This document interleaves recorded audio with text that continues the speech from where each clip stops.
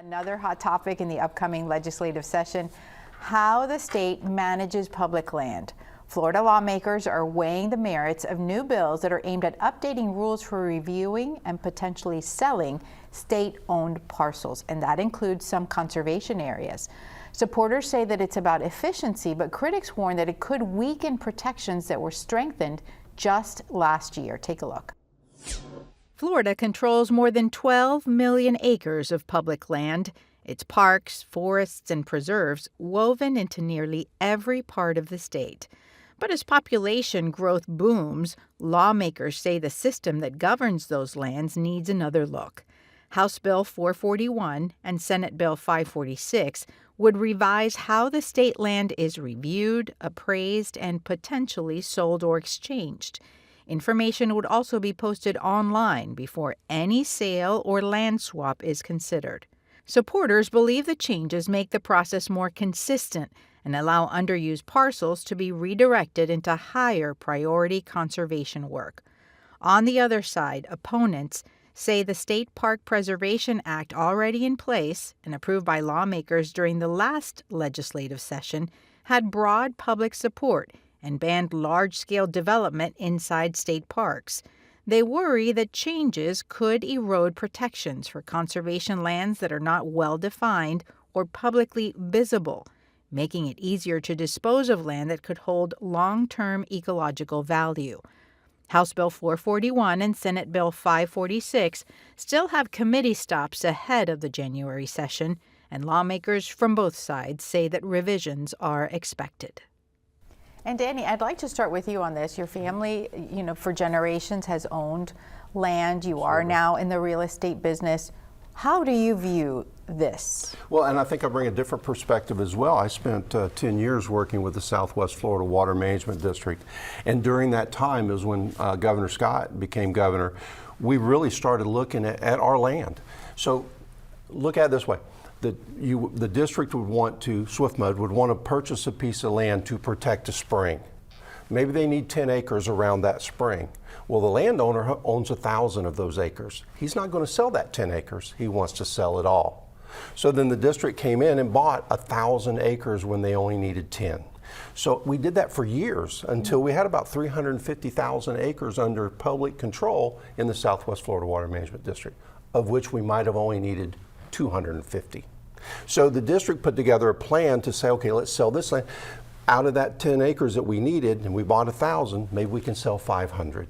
So this really goes back and this to... This is happening for decades? It's been happening for a long time. This legislation just might codify and make it more statewide where other agencies will do the same. But we had been doing that here in West Central Florida. Then put it back to property taxes.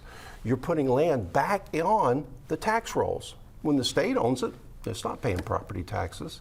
But if we sell land that we don't necessarily need, we put it back on the tax rolls. It can help offset some of the costs with maybe reducing property taxes. And this is certainly an issue that brings to mind the protest of residents, of course, protesting pickleball courts and golf courses. Transparency and about knowledge. I believe this, St. John's Republican Kim Kendall is the representative who's sponsoring this in the House, because there was a piece of very precious piece of land in her county that was about to be purchased that nobody knew about, and it was and that's there was an outrage there basically, and that's where she's coming from in this legislation, and it does echo, which came out from last year, from the summer of 2024, the Florida Department of Environmental Protection springing this plan out of nowhere seemingly that was going to go add golf courses and other public amenities to 9 different state parks, including what's going Honeymoon Island over here in Dunedin and Pinellas County.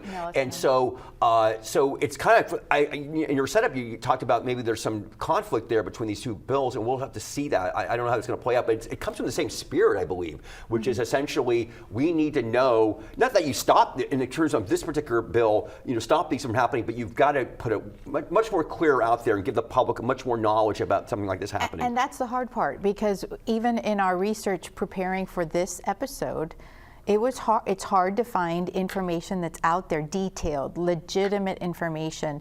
Janelle, we've heard from both Republicans and Democrats who have some real concerns about how we're managing our land in the state. And that's the really beautiful thing about Florida, right? Like, whether you're a Republican or a Democrat, in this state, we do value our environmental protection in this state. You see, you know, a majority of our Republican congressional delegation, you know, fighting back against offshore drilling proposals. So, you know, efforts to protect wetlands in our state, our springs.